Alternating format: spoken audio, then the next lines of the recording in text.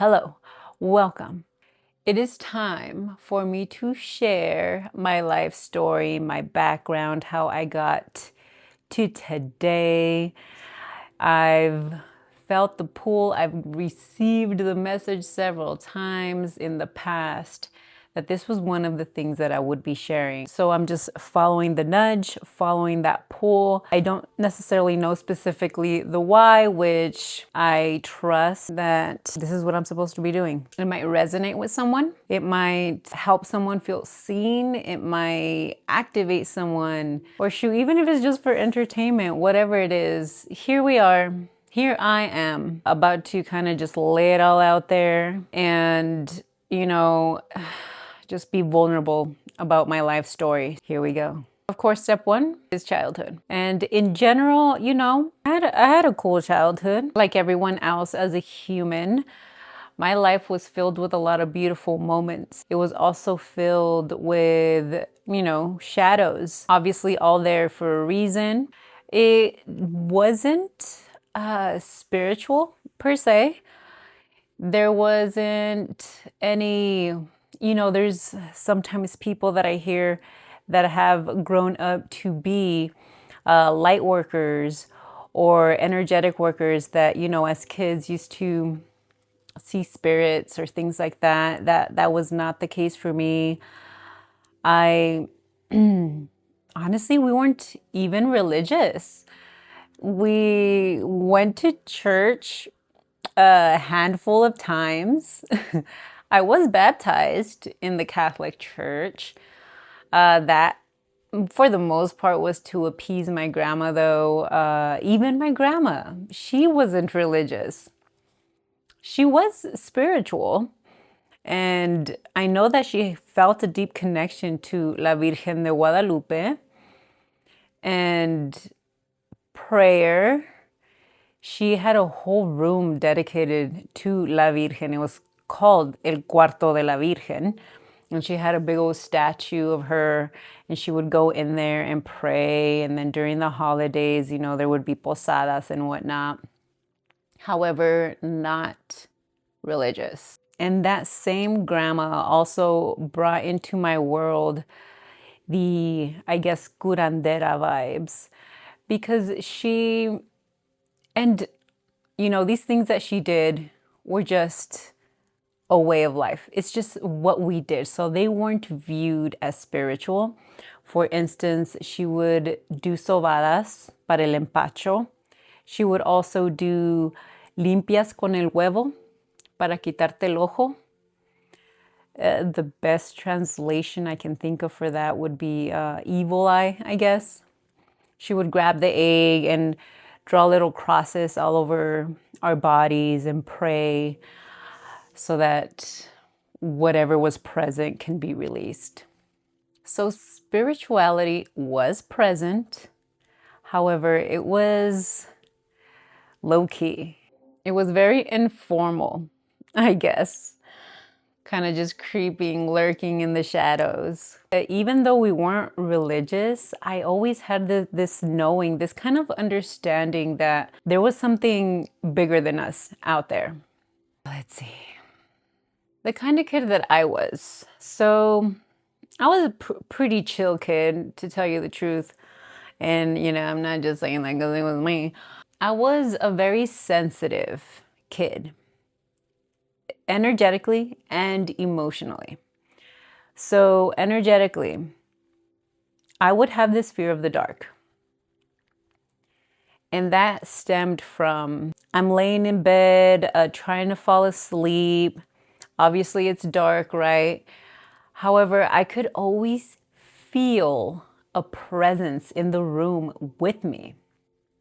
Mind you, all of this is hindsight because in the moment, obviously, I don't know what the hell is going on. As a matter of fact, I'm scared for obvious reasons. When you're a kid, the first thing you're gonna think is like, damn demon, right?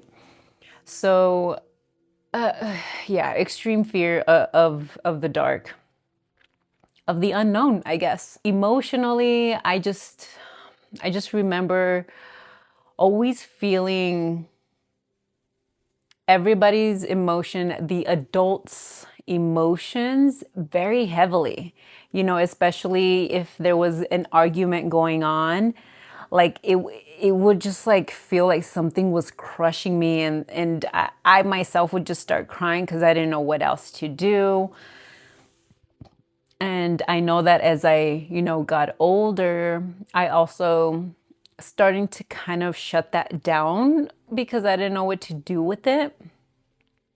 On top of becoming a people pleaser, I felt that I had to package myself in this nice, neat, enjoyable little package so that I wouldn't bring about any stress to my adults. I had to keep everyone cool, calm, collect so that it would be an enjoyable and easeful environment for me, which also got me the title of a very mature kid.